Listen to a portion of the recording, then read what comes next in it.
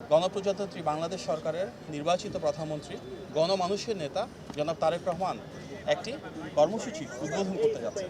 সেই কর্মসূচি যেটি কৃষি নির্ভর বাংলাদেশের যেটা অর্থনৈতিক মেরুদণ্ড, সেই কৃষকদের ভাগ্য পরিবর্তনের সাথে সরাসরি জড়িত। আমরা যারা রয়েছে আমাদের প্রায় প্রত্যেকেরই কিন্তু পূর্বসূরি যারা ছিলেন ওনারা হয়তো কৃষিকাজের সাথে সম্পৃক্ত ছিলেন। আজকের বাংলাদেশেও প্রান্তিক, মধ্যম, মাঝারি, ক্ষুদ্র, বৃহৎ মিলিয়ে প্রায় ৩ কোটি মানুষ আছেন যারা সরাসরি কৃষিকাজের সাথে সম্পৃক্ত।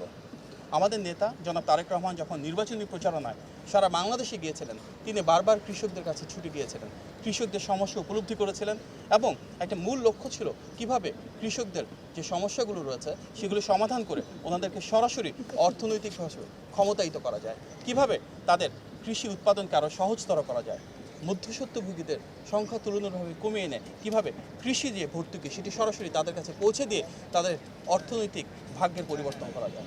সেই লক্ষ্যে মাননীয় প্রধানমন্ত্রী আমাদের নির্বাচনী পথযাত্রা ঘোষণা করেছিলেন যে ইনশাআল্লাহ বিএনপি রাষ্ট্র পরিচালনা আসলে সব কৃষকদের জন্য পর্যায়ক্রমে কৃষক কার্ড সেটি আস্তে আস্তে বাংলাদেশে পর্যায়ক্রমে উন্মোচন করা হবে এবং কৃষক কার্ড সেই প্রকল্পের অধীনে আগামীকাল টাঙ্গাইলে নববর্ষের প্রথম ক্ষণে সেটি বাস্তবায়ন করা হবে এবং প্রাথমিকভাবে আমাদের ২০,০০০-এর বেশি কৃষককে ১০টি ডিস্ট্রিক্টে বা জেলায় ১১টি উপজেলায় প্রণয়ন করা হবে।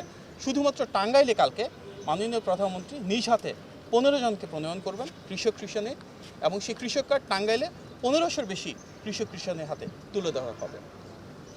আমাদের মূল উদ্দেশ্য কৃষক কার্ডের মাধ্যমে শুধু কৃষক বা কৃষাণী না, যারা মৎস্যজীবী রয়েছেন, প্রাণী সম্পদের সাথে সম্পৃক্ত রয়েছেন, খামারি রয়েছেন, ওনাদেরকেও এই সুযোগের ভেতরে আনা হবে এবং প্রতিটি কৃষক কার্ডের অধীনে ২৫০০ টাকা করে ওনারা পাবেন রাষ্ট্রের কাছ থেকে, যেন ওনারা কৃষিকাজটা সহজভাবে করতে পারেন। দেখুন, তেলের ক্ষেত্রে যদি দেখি আমরা বিশ্বের অন্যান্য দেশের সাথে তুলনা করলে আমাদের পার্শ্ববর্তী দেশসহ অন্যান্য কম্পারেবল ইকোনমির তুলনায় বাংলাদেশের তেলের মূল্য যথেষ্ট নিয়ন্ত্রণে রয়েছে।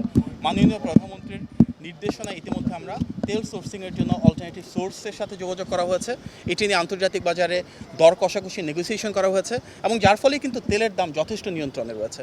এর পাশাপাশি যেটা অর্থের উৎসের কথা বলছেন, দেখুন, একটা সরকারের মূল উদ্দেশ্য কী? যারা খেটে খাওয়া মানুষ, যাদের ঘাম শ্রম ত্যাগের উপর ভিত্তি করে দেশের অর্থনীতি রয়েছে, আমরা যদি অর্থনৈতিক খাতে সুশাসন প্রতিষ্ঠা করতে পারি, দুর্নীতি কমিয়ে আনতে পারি এবং যেগুলো ফিজিবল প্রজেক্ট রয়েছে সেগুলোকে সামনের দিকে নিয়ে আসতে পারি, যেসব প্রকল্প ডেলিভার করতে পারছে না সেগুলোকে আবার রিভাইজ করতে পারি, কস্ট কাট ডাউন করতে পারি, তাহলে অবশ্যই এগুলো করা সম্ভব। কৃষি নির্ভর বাংলাদেশের সরকারের বাজেটে যদি কৃষকদের ক্ষেত্রে গিয়ে সেখানে এত বিবেচনা করা হয় যে অর্থের সংকলন হবে কেন, সেটা আমরা মনে করি যথেষ্ট না।